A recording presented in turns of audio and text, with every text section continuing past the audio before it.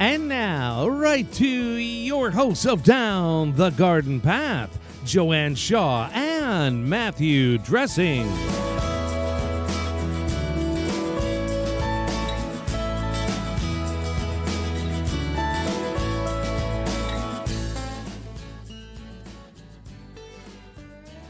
Hello and welcome to Down the Garden Path, where we discuss down-to-earth tips and advice while doing our best to help you seasonally manage your garden and landscape.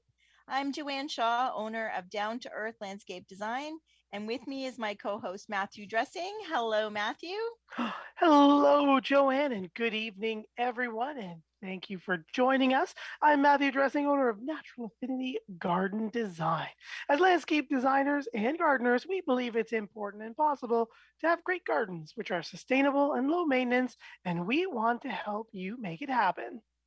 That's right. And as May continues to bring us nice warm weather, finally, we're looking at some wonderful landscape shrubs this month on Down the Garden Path.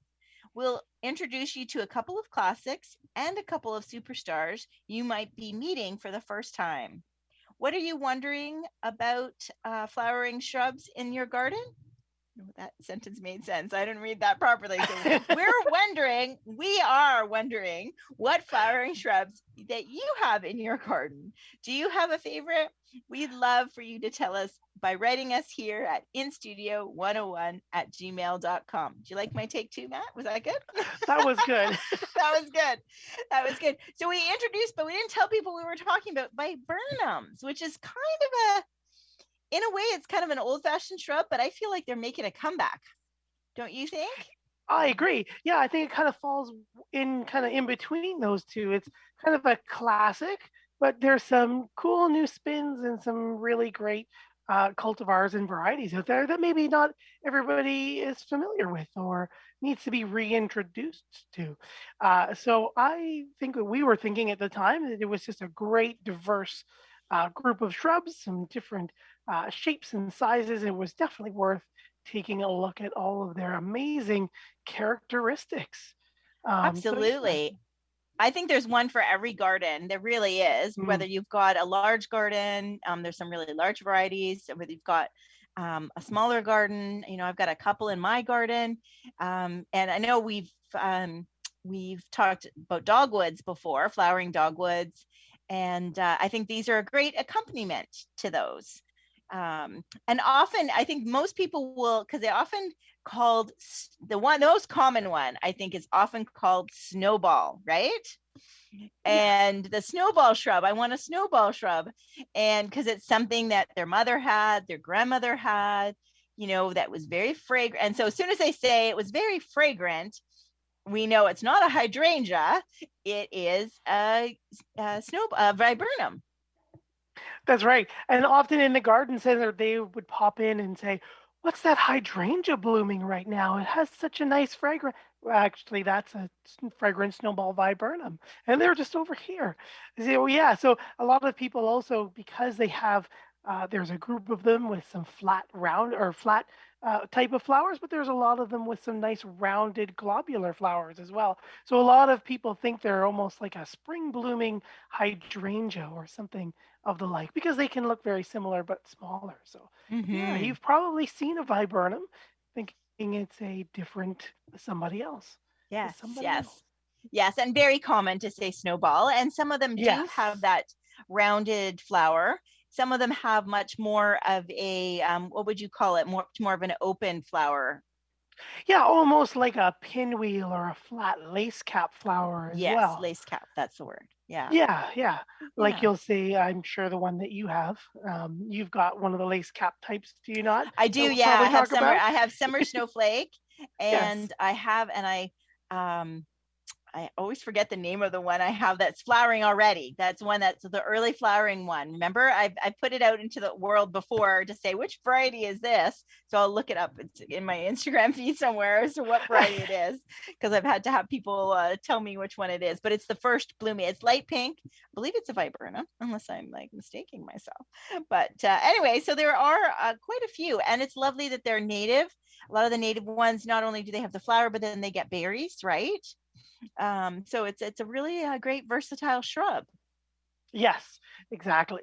We get to see lots of beautiful natives that are native to North America, Eastern North America, some from Newfoundland all the way over to BC or Virginia to Washington State. So there's a big, wide native range in there. Great adaptable conditions, most of them as well. And then we also do get to see some of the Asian varieties that come over, like our Korean spice or European snowball or the fragrant snowball type as well. So they're kind of a worldwide shrub with lots of great characteristics and great shapes and sizes and things. Oh, did you find it? I did. So speaking of sizes, so this one's not a bad size. It's about 3 feet, maybe 4 feet, so it is Viburnum Ferrari nanum, dwarf fragrant viburnum. So it's actually pink flowers, very, very tiny little pink tubular flowers, and it is fragrant. And it is the first, so it's been blooming for probably about 2 weeks already in my garden. So it's always, whoops, as I hit my mic. That's what happens when you talk with your hands. It's been blooming. So it's always the first thing, like everything is dead and that blooms because it blooms before it leaves out. So it's quite nice. Yeah. And sorry, what was that name one more time? Viburnum. I want to say Ferrari like the car, but it's not. It's Farreri. So Ferrari nanum. Okay. Dwarf fragrant viburnum. Adele, shout out to Adele Designer on Instagram. She helped me ID it. You had said at the time that it was a viburnum cultivar and it could be a viburnum Korean spice. And so yes, but yeah.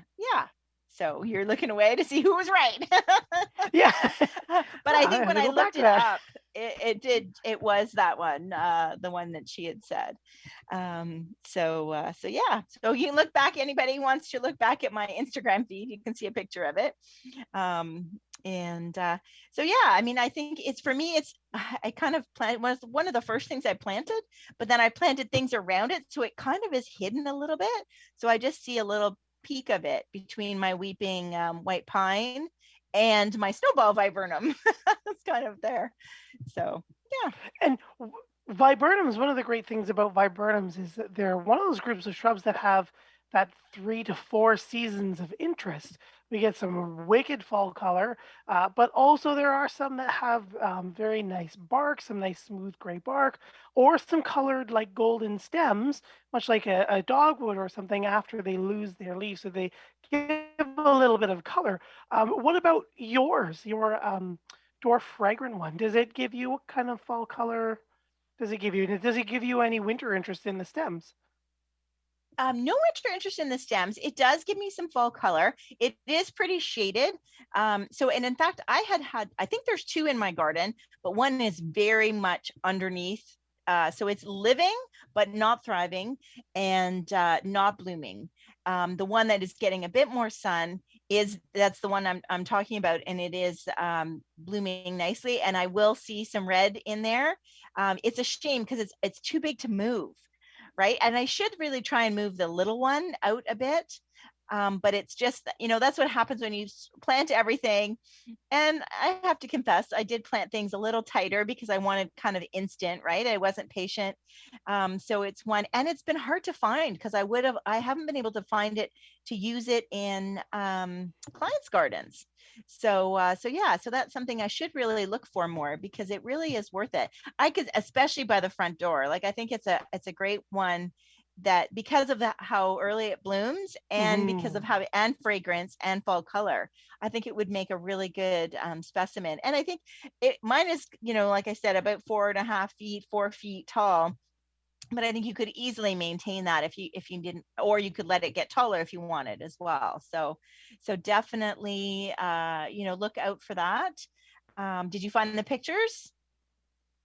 Did I find? Oh yes, I quickly looked for pictures of them there. Yes. Yes, yeah. And the cool thing is that the flowers are actually pink, where most of the viburnums, right, they're white. Right. Most of them they'll open to a white, or they'll have like a little bit of a pink blush to the outside of the petals when they're closed, and they'll open up and they'll be a nice bright solid whites for sure. Hmm. We Hmm. have a few questions rolling in Already. Woohoo. already. So we Excellent. Donna has written in, hi to Joanne and Matthew. Joanne, I hope that you had a very nice Mother's Day. I, Thank you. I knew what these flowers were called. I did, in fact, refer them to them as snowballs. Thanks for the information. I love them. Perfect. Well, thank you very much, Donna, for letting us know that you love them. See, viburnums are out there. We've all seen them. Carl's written in, hi, Joanne and Matt. You say these plants are native to us here, question mark, in the GTA. And yes, there are a number that range across the Great Lakes area and the upper northern United States and all the way from the East Coast to the West Coast. So a couple of different varieties that we'll look at there. Then you probably will recognize the names as we talk to them about them. And then Carl also asks, are they sold by seeds or by plants? Thank you. Joanne, maybe you can jump in here too. I have never seen them by seed. I've only seen them sold by plants. And it's mostly all the cultivars that are being propagated asexually, and you buy them by plants. I've never seen them by seed. However, you might find them from somewhere like a native plant nursery might have some seeds that are available to you. But again, they probably have those seeds already for their own stock, and they're growing smaller plants or different size plants for you to grow or Yes, purchase and take exactly. home. Yeah. And I think something growing a shrub by seed, man, I don't know. That takes a lot of patience, I think, when you can get it as a shrub. So yes, most nurseries should have them, or people in the industry like you and I can get them from wholesale growers and that type of thing. So landscapers, if you ask for them specifically, they should be able to find them Yeah, for you. exactly. They have been around for so long, and we're going to just share a very, like a handful of some of those great ones that you're going to find out there. But they are like roses where they have been so popular for so long, and there's a huge following just specifically to viburnums that Mhm. we couldn't talk about all of them now. So For sure, for lots to sure. get out And there. they tend to often in the landscapes be like a background plant. Like I did a garden tour in Niagara last year, and some of the mature homes that we were in these garden tours, that had mature properties with mature, like even almost historical homes with mature foundation planting or mature hedging and different trees. And they were often, because there were a few that caught us. I think you've got one on your list there that we were. I think it was a Korean spice where we were like, what in the world is that? Because I think, is that the one that has a really interesting, almost like evergreen foliage? So, one of the designers happened to know what it was, but it was behind everything else. So yeah. So often they aren't, sometimes because of their size, right? They're more in the background. Yes. And because they bloom, for a relatively short time, sometimes you might miss it. So that's kind of thing. So they definitely are. I know I see Chris has asked, are they beautiful flowers hard to grow? They're really not. I think they really are tough. They are tough plants. I think the one that everybody knows, and that is the European Snowball, which is that small, round, fragrant one. Mm.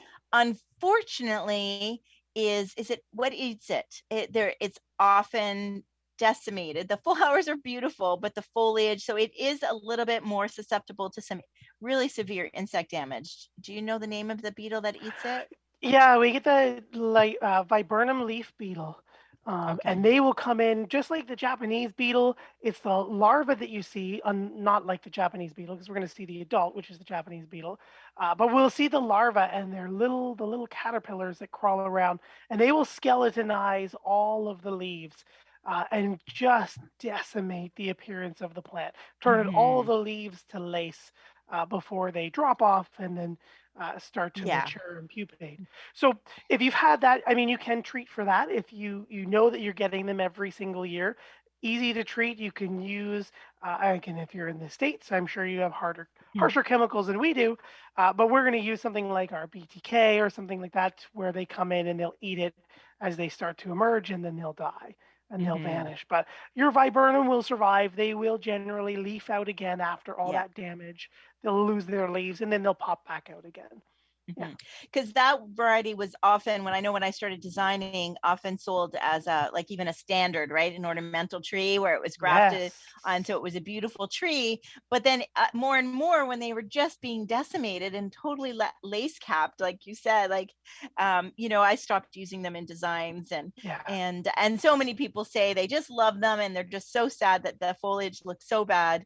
So it's good to know that you can use BTK, which is a safe product to deal with those caterpillars. So it is a downfall, and I think that's led to the growers growing a little less of that variety, and it's Definitely. a shame because it is fragrant and they are beautiful. So that is one that I'm sure many of you can remember, and I'm sure there'll be a few people that write in remembering that not only did their grandmother or mother have one, but they remember that some kind of insect decimated it, right? Exactly. We have 3 more questions from our listeners. They are running straight with some of the most popular questions when it comes to getting any Yes. new shrubs, which you've got, I know I've got right at the top of our list. Gail writes in and says, hello, do they need full sun or partial sun? Thank you so much. And yeah, viburnums are more of a full sun plant. However, they will tolerate partial sun as well. And one of our natives, our Nannyberry, will take a full shade as well, quite nicely. And she's a fairly big one that we'll talk about soon.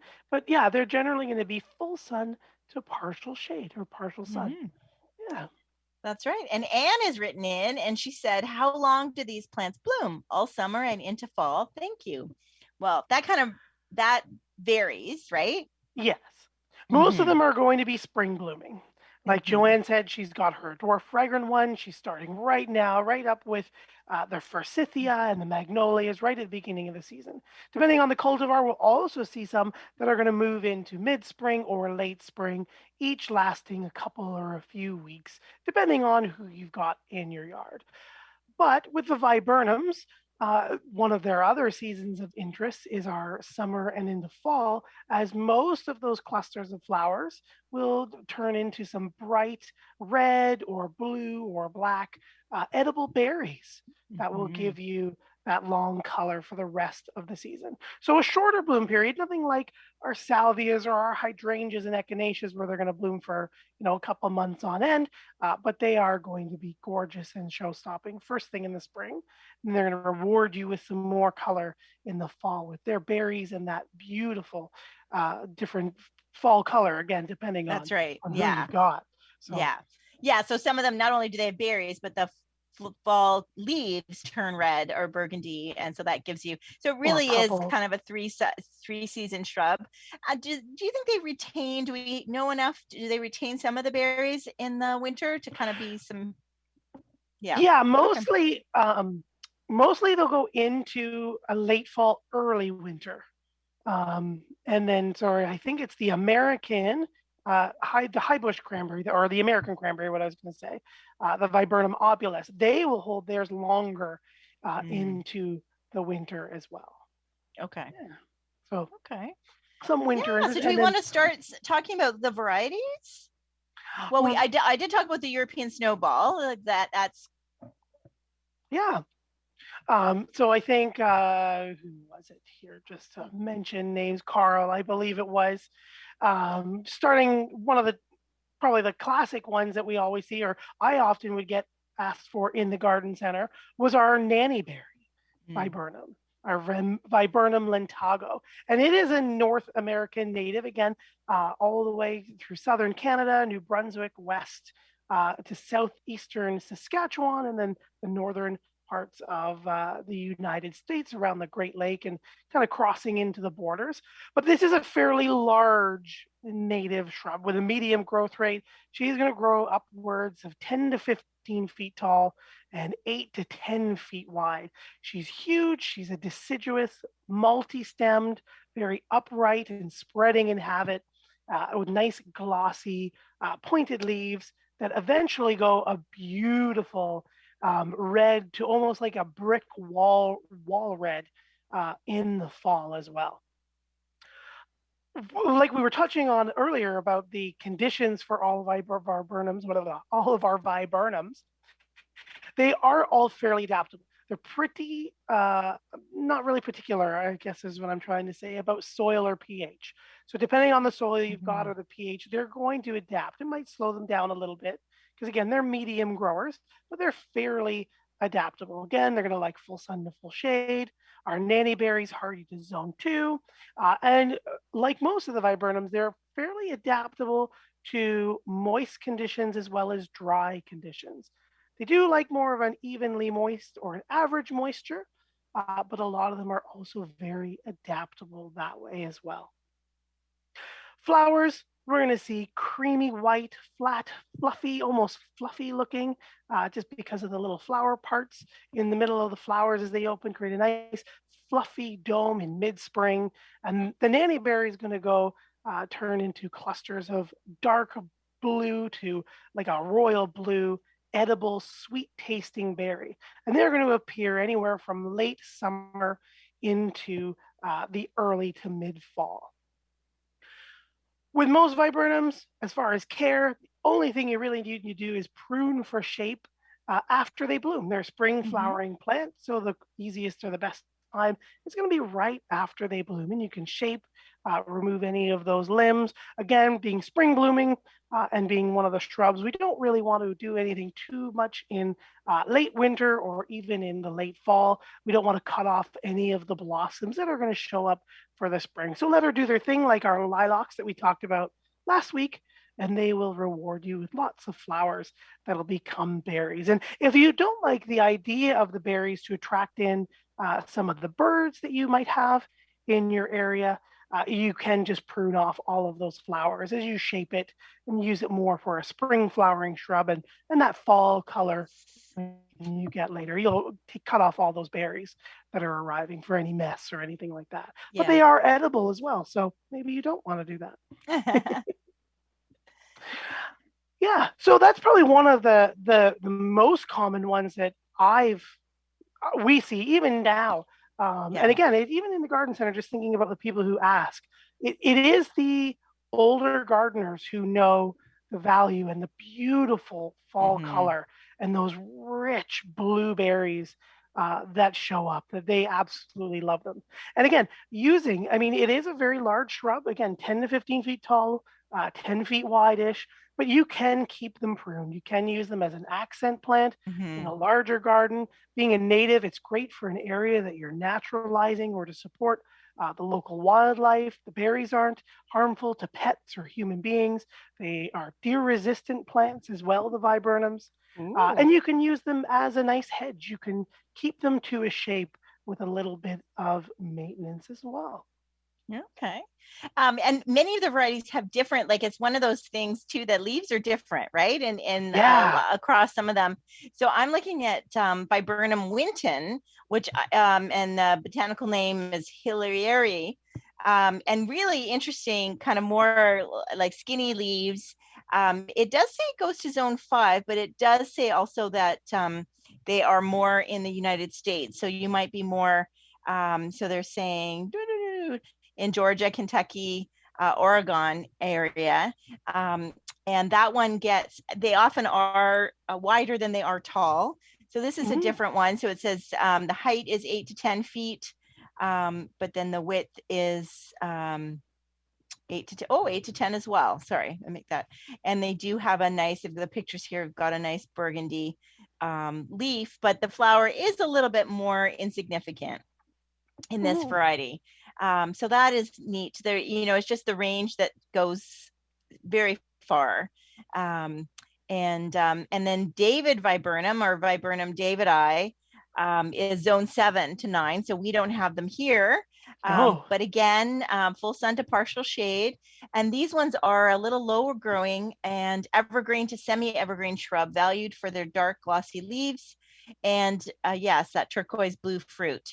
And so they make a nice, good foundation plant with ferns and azaleas and other acid-loving plants. So there you go for our listeners that are lucky enough to be in Zone 7 that you can grow so many different things. You too can also grow viburnums. And that's the cool thing. So I was saying to Matt, like he did some research on some varieties, and then I picked up one of my books, The Creative Shrub Garden, which you know how much I love shrubs, and thought, oh, I wonder which ones they are featuring.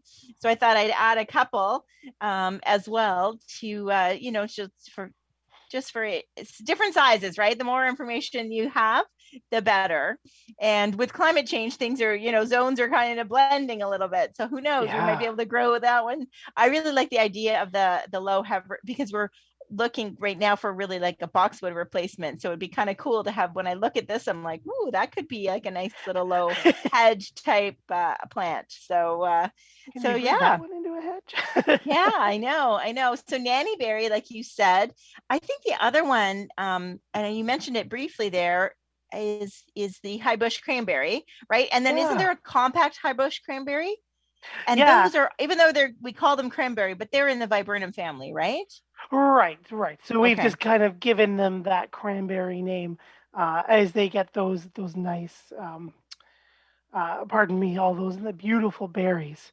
Right. That they end up having, right? Those nice red berries with that nice sour flavor. And the Highbush cranberry is the one that we've often been using. Again, a North American native from coast to coast, but more so in the upper ranges. But we've often used those berries for preserves. We've used them for preserves and in cooking as well. So yeah, the Highbush cranberry, the native species, we're going to see again 10 feet tall by 8 feet wide, medium growth rate, but responds well to pruning and keeping of a shape. But yeah, recently there was Bailey Compact. So Bailey Compact, I believe from Bailey Nurseries. I've seen that. Yeah. Yep. Yeah, I think Conan, was it Conan or was it? I thought it was Bailey, but I might be just thinking I might be associating it. But yeah, I have compact European cranberry bush viburnum. So Viburnum opulus compactum. So yeah, so 2 meters high. So that's more like, we say compact, it's only 6 feet high, right? It's 6 feet, but from 10. That's compact, everybody. That's right. Yeah. And then there's Cardinal candy viburnum, which is a little smaller as well, and then blue muffin. So those, I mean, they're all kind of food related. Isn't that kind of funny, eh? They are.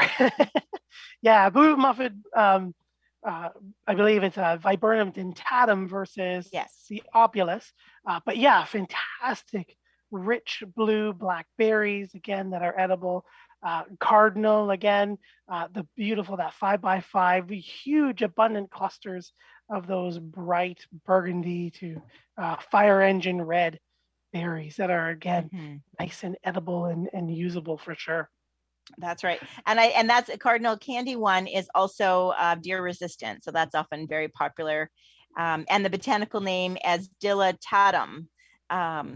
So yeah, there's that shows you how big the family really is, right? Is how many different botanical names. But I think for our listeners' sake, it's going to be much easier to remember the candy or the name of the food, right? So blue muffin, Cardinal candy, cranberry bush, those are the names that I think will stick with everybody's mind there. But most of all of these seem to have, fall color, as well as the berries and the blooms. So really a great option. So I don't know if any listeners have written in about if they've gotten a variety that they're growing, because we'd love to hear from you about that, wouldn't we? We would, and you can write us at instudio101@gmail.com. And while you all open your email address to tell us all about the viburnums and cool flowering shrubs that you guys have, it's 7:30, and I'm going to jump in and just say thank you, everybody, for joining us here live on Reality Radio 101. I'm Matthew Dressing here with my co-host Joanne Shaw, and you're listening to Down the Garden Path. Joanne and I enjoy hosting Down the Garden Path each week, bringing you interesting and relevant topics to help you achieve a great garden, like some of the fabulous viburnums that are about to pop into show or already doing it. We learn right along with you from our research and from the guests that join us here on the show. Don't forget, you can spend more time with us down the garden path. Follow us on Instagram and Facebook. Our handle there is at Down the Garden Path Podcast. You can also find us on your favorite podcast provider. And while you're there, please hit that subscribe button to be notified of new content. And don't forget to like, share, and leave us a comment. We love hearing from you. You can always write us here, again, in studio, 101@gmail.com. Our wonderful producer, Gary, gives us the mail. And you can also reach us via our websites. You can find Joanne at www.down2earth.ca, and you can find myself at www.naturalaffinity.ca. So you're talking about some dwarf viburnums. Mm-hmm. And I don't know if I've told you about one of my latest favorites was Lil Diddy. So Lil, Lil Diddy. It's a Cassianoides variety, one of the wither rods. So it is a North American native. And she's only going to grow about 2 feet by 2 feet. Yeah. And she gets those nice flat white almost umbel-like flowers, very fuzzy and soft in about mid-spring to late spring. And then she has nice long, almost like lanceolate or long extended oval of glossy medium dark green leaves that go a beautiful burgundy in the fall. But I love her just because she's just a nice, again, medium growth, 2 by 2 North American native, nice for a nice little small space as well. And they're hardy to zone 3 through zone 8.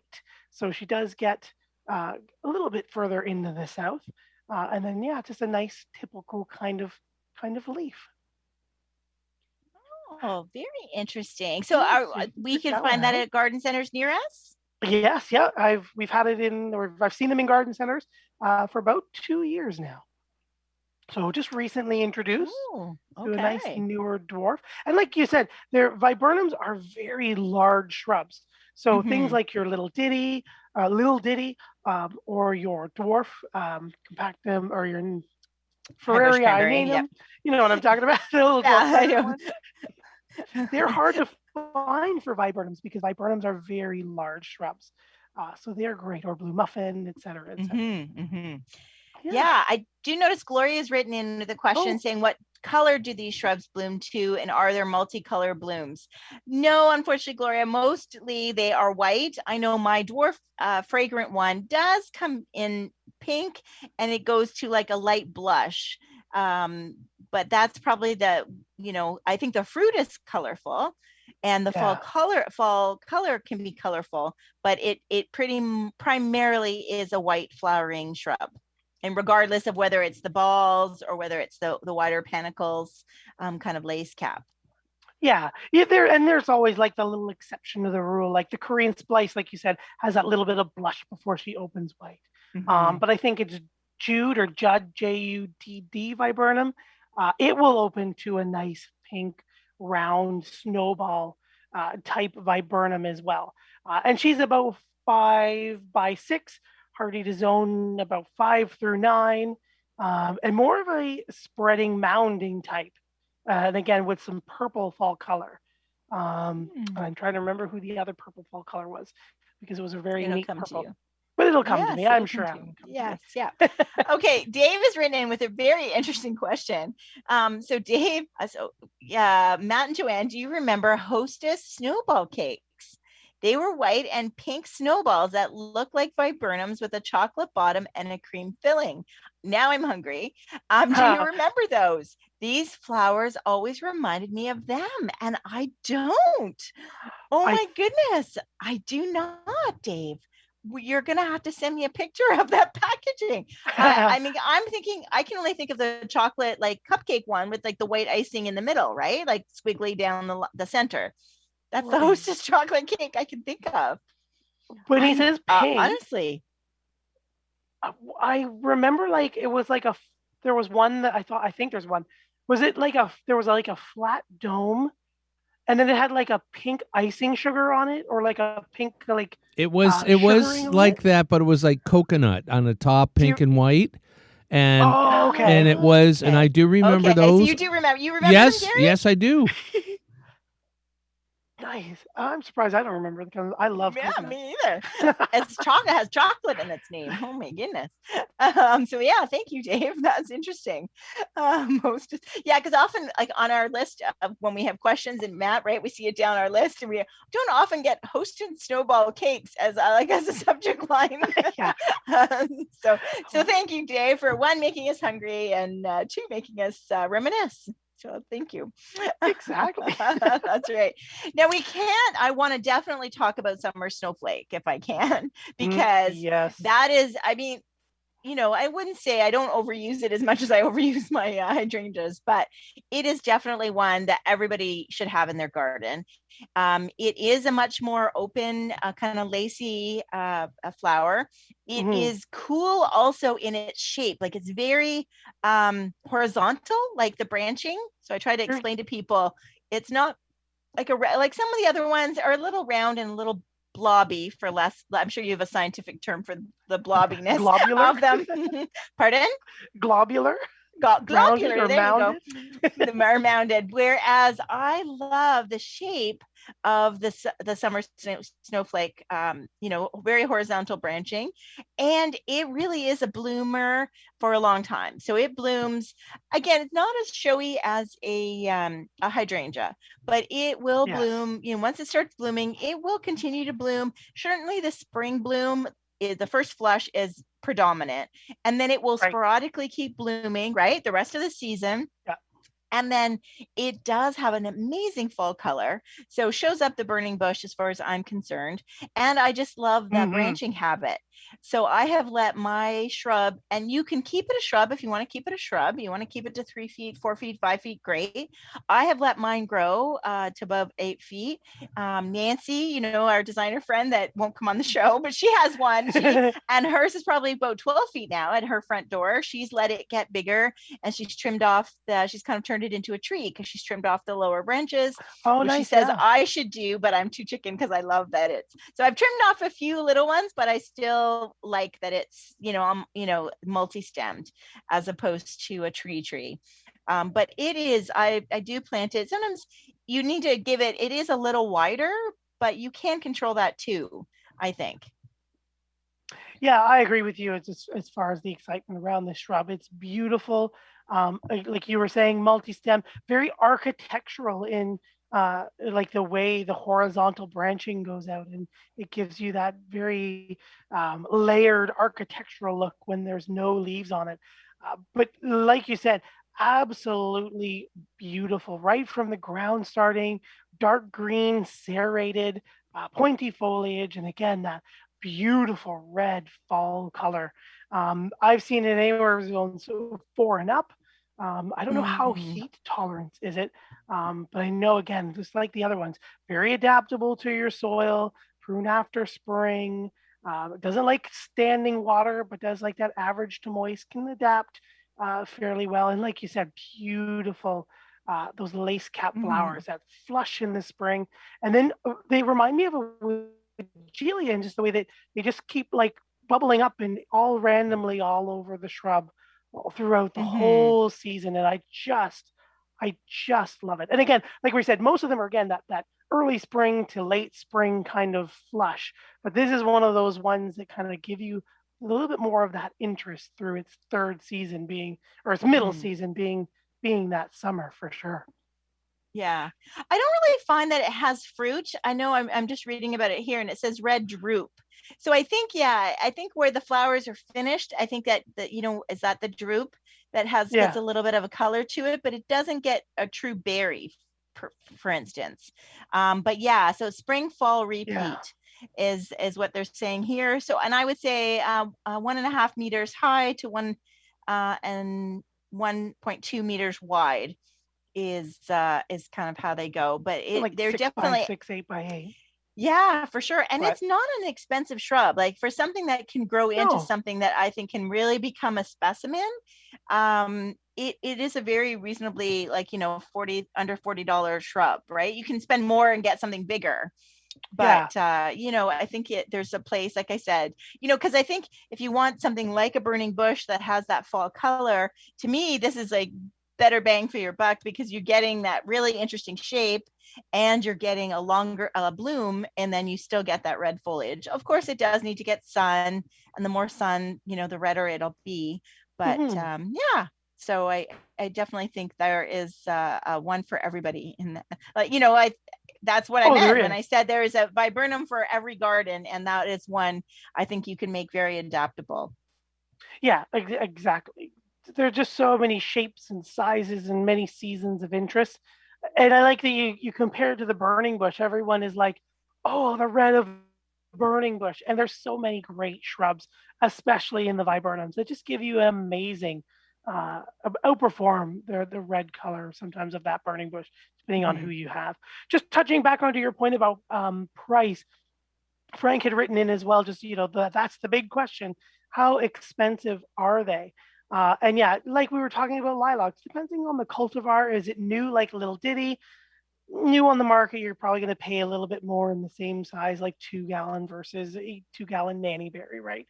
Because they're native and they're everywhere. So depending on, again, the size and the cultivar that you're buying or the variety that you're picking up, they're reasonably priced. You're not going to be, it's not like a Japanese maple where you're going to be paying $300 for, a medium size, or maybe not that much, but like $100 for, a smaller plant type thing.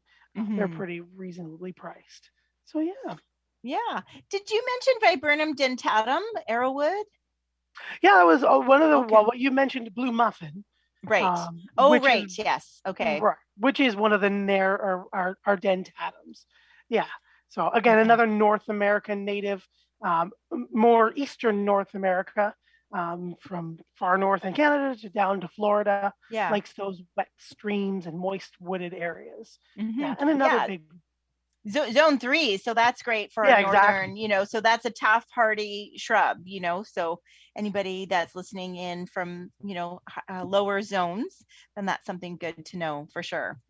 Yeah. So yeah, I mean, certainly if you pick up a book, I know I've got like a catalog here and like, oh my goodness, there's so many different varieties and botanical names, but I think it's, I think when you're looking for something different and you're looking for, if you've got an established garden and you just want something that's different and that has a multi-season of interest, when you're trying to fill in something, maybe you've lost something or you've, taken something out that you didn't like. And so I think definitely something to consider as far as a viburnum goes. And I'm excited about this little ditty. So it's not in this catalog that I was looking at, but I'm going to look for that because I think, Yeah, little ditty. Yes. Wait till we talk about some hydrangeas later. I'll tell you about another cool and exciting first of its kind released in 2022. Leave everybody wondering what that is. Interesting. Yes. As you were saying about the Arrowwood viburnum, though, again, this is one of those ones with very toothed leaves. So you get, again, some nice texture in the leaves. I think you kind of alluded to it as well. Most of the viburnums have that kind of medium texture. So they're great for that kind of, when they're just in leaf, they're great as a background or something to be beside to really enhance other textures. But the Arrowwoods get a beautiful deep purple fall color as well going into there. Into the fall. Oh my gosh, I just totally lost my words there. That's okay. A nice serrated foresty green foliage and then that nice rich purple fall color. So just another one if you're looking for something different as well. What about Marie's Doublefile viburnum? You know what, that one I don't know too much but I did want to say Doublefile is one of those words that we see a lot with viburnums in the name, and it's actually referring to the flowers. So I thought it was okay. Is it really? Okay. Yeah, so the flowers is referring to the shape of the flowers. So it means having 2 rows of flower buds surrounded by the bracts. So if you think of like a lace cap flower, like a hydrangea, the little flower parts, the little 4-petaled flower parts, those are their bracts, and the flower are the little bits that open up inside. So the Doublefiles are a group with 2 rows of flowers, and then we get those little lace pinwheels all the way around the outside or surrounding them, depending on who you've got. That's so funny because I thought it was because it is also one that has a very horizontal habit. Yes, right? that So architectural. yeah, very horizontal. architectural when you see pictures. So everybody should be hopefully now at their computer Googling Viburnums Marie's Doublefile. So not, I thought it was native, but it is not native, but it is bird friendly because I thought the birds did use the berries. So creamy white, dark green, again, very rounded, globular, like you said, full sun. And it can also become, because I have a girlfriend who has it on, because she's a corner lot like I am, and she has it on the outside of her fence, and neighbors, like everybody. So she was one of those shrubs. She goes, I had to start putting labels outside because everybody would stop and ask, what in the world is that? So she talks very fondly of her Marie's Doublefile viburnum. And it's a shame because I think they are kind of old fashioned, but they're so hardy, and they're like so not needy whatsoever, right? They're not needing a lot. Like I think sometimes we overthink things and we buy and design with hydrangea, or not that hydrangeas are needy, but like Japanese maples and some of the other things that need so much more babying, right?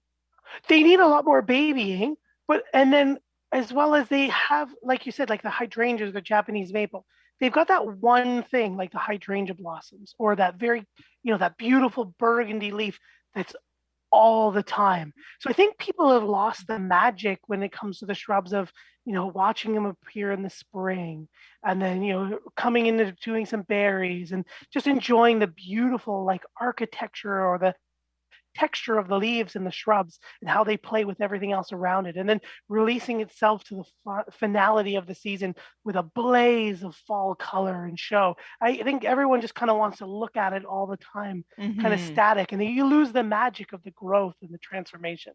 Or at least that's how I think. Yeah, no, I think so too. And I also think it's tricky for when you're shopping at the nursery, right? Because we know this about like as popular as Japanese maples are, those poor sad green ones don't sell, and they're so beautiful, but they don't sell all summer until in the fall when they go orange. So I feel like we're very, we want to see the flower and we want to see the fall color, and I think that's where the hydrangeas went out, because whether you go from June till October, you go to the nursery and there is a hydrangea in bloom, right? It's always there. Yeah. So I think if you miss, and same like with the azaleas and the rhododendrons and things like that, once they're finished blooming, that's it. And so I think they unfortunately sit in the nursery and are sadly overlooked. And I think the viburnums fall in that too. If you miss the window of their blooms, and then maybe they don't bloom or have the berries as much in the summer when they're in a pot at a nursery, and then you miss the fall color, right? Like I feel like there's those little gaps where you manage to find it, and I think that's what happened with my fragrant one. I think I just lucked out and found two that happened to be blooming and thought, oh my goodness, and it has a very nice attractive leaf. And then I discovered they had fall color, and it was like, oh. So I happened onto them from that standpoint. And I think, summer snowflake, definitely, because it's a longer blooming one, definitely saw it blooming at that, much more hydrangea-like, in the sense that regardless of the season, kind of from June on, it's interesting, So I think we want to encourage people to, think outside the box a little bit. I was going to say, there's two lessons. A, you need to go to your garden centers more often. Always be looking at things at different seasons. And then two, make sure that you, ask your local landscape designers or horticultural professionals who are seeing those different seasons and can bring you something cool and exciting. That's right. And I think even taking your camera with you, we're bad. A little segue into our book, which when we were in the middle of writing, and we worried that we were saying this too much. But I think now, especially now that you're not carrying a camera with you, you really just have your phone. Take lots of pictures, because you might be at the garden center for one thing, but if you're taking pictures of interesting things, that the next year you'd be like, oh, what was that thing again that was blooming? Mhm. That might, that kind of thing. So I think, especially because I realize it's a big family, and you can't go to the garden center and just ask for viburnum, unfortunately, right? There are so many different varieties. So I think take your camera, your phone out, and take some pictures, take pictures of tags. And so when, may not have room for it now, but maybe next season you will, or your next house you will, or your mother's house you will, So I think that's something that I've learned, that lesson of, I might not need it right now, but this is cool and I like it and it looks good right now. And, this is, and take a picture of it, right? And that's something we joke, Matt and I joke about in all of our writing of the book. It's like, do we tell them to take pictures too often? Because I think it's really important. It gives you so much. It helps with memory. It helps with your own garden. And I think in this case, it can really help when you're at a garden center, and you might be just running in for mulch and you see this thing that's blooming and you have no idea what it is. Take a picture of the tag. Stop and smell the roses and take pictures. And remember, everything has its season. Go out and take your bulb pictures and your spring flowering lilac pictures and take lots of different angles and shapes and everything. Just before we segue into that book, like it sounded, we do have a few more questions. Excellent. Lenora has written in, are these shrubs transplantable? My neighbor had them, and if she wants to share, can she? Most certainly, super adaptable, very easily to transplant. Just watch the age that they are, right? The bigger they are, the more roots you're going to need to take. So some of them, like our, oh my gosh, what I'm just totally forgetting, like our Nannyberry, for example, as well as I believe it's our American Cranberry, they will sucker as well. From the bottom. So you might be able to dig a couple up of those versus, a large or a medium-sized shrub for easy transplant. But yeah, they're definitely easy to transplant and very adaptable to their soil and their environment wherever they are. So do you think they would be? Like, I know I was saying I'm scared to try and transplant move mine, but you think if you can get it out, you can transplant it? Yes. Yeah, okay. If you dug up a big enough root ball to reduce that shock, and especially now when she's actively growing and moving, you should probably take it fairly easily. And then again, take as big of a root ball, because we're going into summer where we're going to have drought stress and added heat. She has super small roots. She won't adapt as quickly, but she also won't be able to draw up the extra water and other resources she needs to mitigate all that stress. So you might shock her and send her back a year or delay her. So always take as much as you can. Okay, perfect. Ray has also written in, hi, Joanne and Matthew. My pets eat everything in caps, ! Safe for them? And yes, I have not found any viburnums, especially the native ones, that are not enjoyed by wildlife, birds, and people. So for the most part, they're all edible. There was one, and which one was it? There's one, and I'll have to look it very quickly up. But there is one. That's what it was. It was the Arrowwood. The Arrowwood has a larger berry, and there's a seed in the middle of it. So the flesh is edible, but you don't want to eat the seed of your Arrowwood viburnums because they can cause some upset. Yeah. Okay.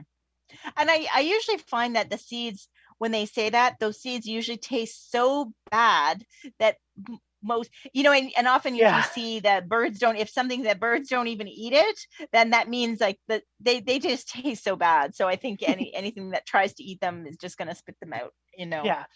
So. And the viburnums, depending on who you have, they have a very wide range of their flavor too. Some of them are very sour or very kind of a sweet sour, or just they are very sweet as well. So depending on who you've got as well, they'll have a different flavor profile, blah, blah, blah. Yes. And there definitely is. So there's the compact European cranberry bush viburnum, which is Viburnum opulus compactum. And then, like you said, there is Viburnum tribulum Bailey compact. So Bailey compact American cranberry. So, like I said, everybody, it's going to be hard to remember all of these botanical names. We'll do our best as much as possible to put many of them in our show notes for you. And it is tricky to like walk into a nursery and garden center and ask for just a viburnum. So you might want to, do a little research. We hope that this show helped you to kind of narrow down what you might like and the size you might like. And then you can definitely look for one in your neighborhood, right? In your neighborhood garden center or nursery. And Pam is writing in as you thank everybody. She's saying, really enjoying our gardening show tonight. Very informative, and thanks very much for the advice on these lovely shrubs. And she loves it. So thank you, Pam. Excellent. Yeah, thank you. Yeah, we're excited about Shrub Month. What are we talking about? Do you remember what we're talking about next week? Next week we're going to take a look at 2 shrubs. Again, some North American natives. One is, one's not. But again, nice flowers, some nice fall color. We're going to look at the shrub honeysuckles, which have some beautiful summer flowers and fall color. And then we're also going to look at some of the deutzias as well. Excellent. So durvillas and deutzias. And often I think people will be confused because when they think of honeysuckle, you think of the vine, but this is a bush honeysuckle. Native shrub, native shrub. And also so there's like an older variety, much more mature, kind of like a lilac, that people might also remember from their grandmother or mother's home. Yeah, your grandmother had one? I grew up with one right out our front door, just off to the side. Use it as a little screen, bloomed every spring. Yep. Yeah, definitely. Yeah, I was just doing a design at a home that was built in the 1800s. Like it was a historical home as well in North Oshawa. And there's a really large mature, and they're like, we don't know what it is, but it looks good every spring. And we're like, yep, that's a honeysuckle. That's a honeysuckle. So definitely excited to talk about that topic. So that'll introduce you to some other interesting things. So that's for next week as we continue Shrub Month. And Matt and I do want to talk about the book. It's getting exciting, isn't it? So close. We were literally putting on some finishing touches, or at least our editor was putting on some finishing touches this afternoon. So that's right. We'll give Janet the credit. So Janet from Elwyn Press has been wonderful and patient with us, and she's working very hard. It will be available through Amazon. We will have the details. Once we know the details, we will have the details to you. Definitely. We will be too excited to hold on to them. That's right. That's right. Project of love for you guys. That's right. So that will be interesting. And we do want to let everybody know. So the official title is Down the Garden Path, a step-by-step guide through your Ontario garden. But we do know we have a lot of US listeners. So even though we say Ontario garden, it really is dependent on the zones that you're in. And so there is a lot of the upper United States that was complementary zones with Canada. And we say this in the book as well. So. So whether you're in Winnipeg or Florida, you timing might be a little sooner or a little later, but everything should be there for you. Exactly. That's right. Some good timely tips to be looking for to give you the best start to your garden. That's right. That is right. So we're very excited, and we thank everybody for their great questions tonight. And Dave did send a photo. I can't open it though, Dave. He did send a photo of the Hostess Snowball cakes, but I can't seem to open it. So anyway, so thank you for that. And I love Shrub Month, so it's always a good thing. I think they're the backbone to a garden, right? Yes. Oh, could you open it? Sorry, I just opened it. And yes, that's kind of exactly what I was picturing. Yeah, I didn't think it was screen chocolate. Really quick. Share your screen. Oh, I don't know if I can. Oh, right, Gary. Okay, yeah, it's Gary's. Yeah. It's Gary Zoom. So sorry. It's Gary Zoom. I'll send it to you. Okay. But yes, thank you for sharing that. Yes, I do remember things like that. So too much fun here being had. I know. And I think I hear the music cueing us off. Do you hear the music cueing us out? I do. So thank you again, everyone, for joining us here live on Reality Radio 101. Thanks to all of you who are downloading our podcasts from your favorite podcast provider and listening to us from wherever you are. We are enjoying that you enjoy the show. Look forward to talking to everybody next week as we look at durvillas and deutzias here on Down the Garden Path, posted live every Monday on Reality Radio 101. Good night.